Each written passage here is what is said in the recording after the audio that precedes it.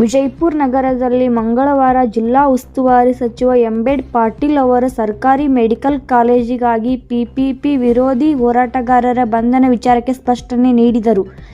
CM ಭೇಟಿ ಮಾಡಿಸುವುದಾಗಿ PPP ಬೇಡ, ಸರ್ಕಾರಿ ಕಾಲೇಜು ಬೇಕು ಎಂದು ಹೋರಾಟಗಾರರ ಬೇಡಿಕೆಗೆ ಸಿಎಂ ಕೂಡ ಒಪ್ಪಿಗೆ ಸೂಚಿಸಿದರು ಎಂದು ತಿಳಿಸಿದರು. ಡಿಸೆಂಬರ್ 9ರಂದು ಸಿಎಂ ಬದಲಾಗಲು ಭೇಟಿ ಮಾಡಿಸುವುದಾಗಿ ಹೇಳಿದ ಸಚಿವರು ತಮ್ಮಲ್ಲಿ ಸ್ಪಷ್ಟತೆ ಇದ್ದರೂ ಹೋರಾಟ ಮಾಡುತ್ತಿರುವುದು ಅರ್ಥವಾಗುತ್ತಿಲ್ಲ ಎಂದು ಹೇಳಿದರು.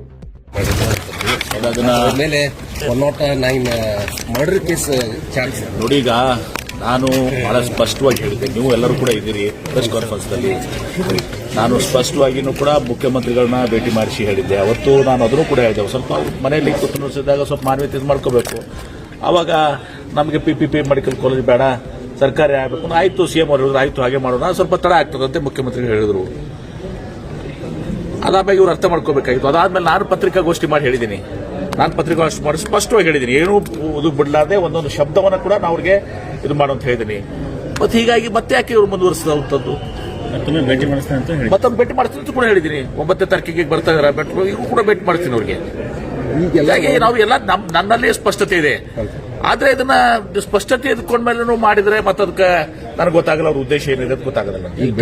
ಪ್ರಮುಖವಾಗಿ ಎಲ್ಲರೂ ಒಳಗಡೆ ಹೋಗಿದ್ದಾರೆ, 6 ಜನ ಯಾರು ನನಗೆ ಗೊತ್ತಿಲ್ಲಪ್ಪ. ಅದು ಕಾನೂನುವಾಗಿ ಮತ್ತೆ ನೀವು ಪೊಲೀಸರಿಗೆ ಕಪಾಳು ಹೊಡೆದು ನಡೀತದ? ಪೊಲೀಸರು ಹತ್ತಿಕ್ಕುವಂತ ಪ್ರಯತ್ನ ಮಾಡೋದು ಅದು ನನಗೆ ಗೊತ್ತಿಲ್ಲಪ್ಪ, ನನಗದು ಗೊತ್ತಿಲ್ಲ.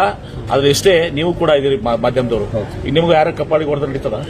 ಸಮವಸ್ತ್ರ ಬಗ್ಗೆ ಇದ್ದವ್ರು ಯಾರು ಕೂಡ ಮಾಡ್ತದ?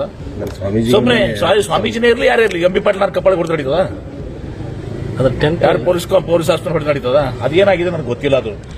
ಅದು ಆ ವಿಚಾರದಲ್ಲಿ ಇವತ್ತು ಸಹ ಜಿಲ್ಲಾ ಆಡಳಿತ, ವಿಶೇಷ ಪೊಲೀಸ್ ವರಿಷ್ಠಾಧಿಕಾರಿಗಳು ಗೊತ್ತಾರೆ, ಚರ್ಚೆ ಮಾಡಿ ಹೋರಾಟಗಾರರು ನೀವು ಹೇಳ್ತಿರಲ್ಲಪ್ಪ. ಇಷ್ಟೆಲ್ಲ ನಾನು ಹೇಳಿದ್ಮೇಲೆ ಮತ್ತೆ ಅದನ್ನು ಹೇಳಿದ್ದೀನಿ. ಮೊನ್ನೆ ಮತ್ತೆ ಮುಖ್ಯಮಂತ್ರಿಗಳು ಕನಕಪುರ ಮೆಡಿಕಲ್ ಕಾಲೇಜ್ ಬಂದಾಗ ನಾವು ಮುಖ್ಯಮಂತ್ರಿಗಳು ನೆನಪು ಮಾಡಿಕೊಟ್ಟಿದ್ದೀನಿ ಅಂತ ಕೂಡ ಹೇಳಿದ್ದೀನಿ. ಇಷ್ಟೆಲ್ಲ ಹೋರಾಟದ ಉದ್ದೇಶ ಏನು? ಹೋರಾಟ ಉದ್ದೇಶ ಏನು ಹೇಳಿ ನನಗೆ? ಅದಕ್ಕೆ ಮುಖ್ಯಮಂತ್ರಿಗಳು ಘೋಷಣೆ ಮಾಡಿಸ್ತೀನಿ ಅಂತ ನೀವು ಹೇಳಿದ್ರಿ. ಯಾರು ಮುಖ್ಯ? ಹಾಗೆ ಯಾವತ್ತು ನಾನು ಬಹಳ ಸ್ಪಷ್ಟವಾಗಿ ಹೇಳಿದ್ದೀನಿ, ರೈಟಿಂಗ್ ನಾಗ ಕೊಡ್ರಿ ಕ್ಯಾಬಿನೆಟ್ ಡಿಸಿಷನ್ ಇದು ಮಾಡ್ಲಿಕ್ಕೆ. ಯಾವ ಸರ್ಕಾರಗಳು, ನಮ್ಮ ಸರ್ಕಾರ ಬಿಡಿ ಬೇರೆ ಸರ್ಕಾರ ಇದ್ರೂ ಕೂಡ ಮಾಡಕ್ಕಾಗಲ್ಲ. ದಿವಸ 1,000 ಸ್ಟ್ರೈಕ್ ಆಗ್ತಾವ ರಾಜ್ಯದಲ್ಲಿ. ಎಲ್ಲರಿಗೂ ಬರ್ದು ಕೊಡ್ತೀರಾ? ಲಿಖಿತವಾಗಿ ಕೊಡ್ತೀರಾ? They are misguided people. ಈಗೂ ಕೂಡ ಹೇಳ್ತೀರಿ ನನಗೆ ಅವ್ರ ಬಗ್ಗೆ, ನಾನು ಹೋರಾಟಗಾರ ಬಗ್ಗೆ ನಾನು ಗೌರವ ಹೊಂದಿದ್ದೀನಿ.